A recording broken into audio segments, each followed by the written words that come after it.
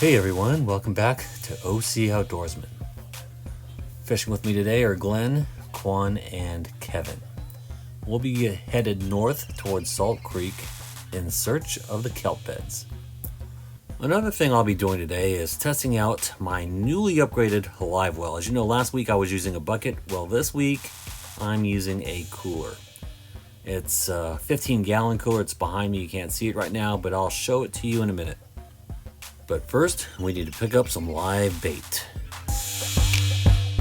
Here we are at the bait barge. As you can see, Glenn is just passing off some live sardines into my new live well. You can kind of get a glimpse of it here.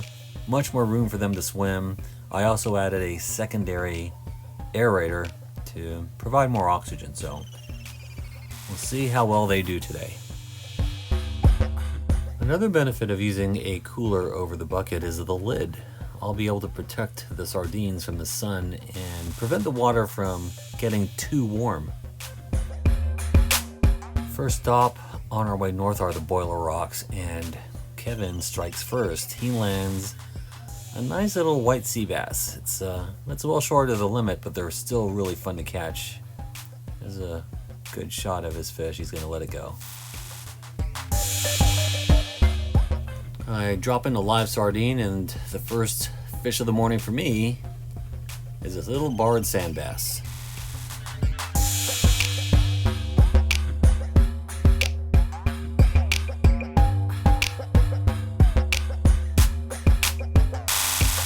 Here I'm now at Salt Creek, and you can just see that big wall of water approaching. The swells have really increased at this point, and you just need to be really careful out here. You don't want to be at the crest of a breaking wave. It could easily overturn your kayak and you could end up in the drink.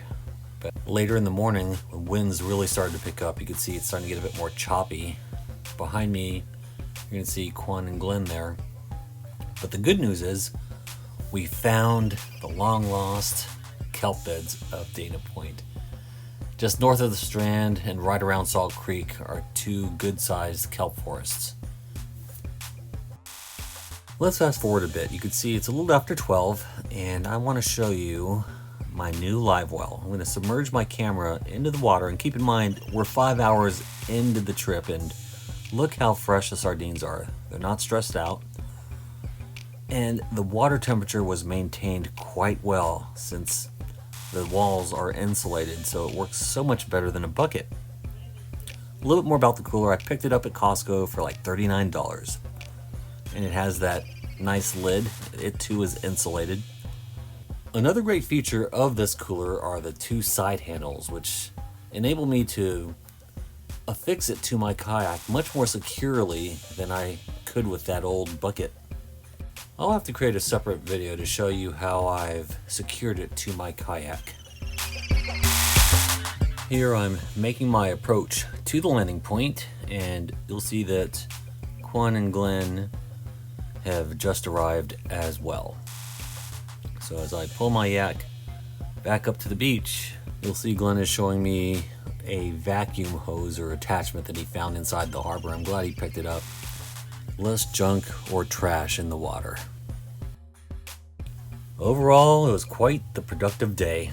I got to test out my newly upgraded live well, and we found two new kelp beds right here in Dana Point.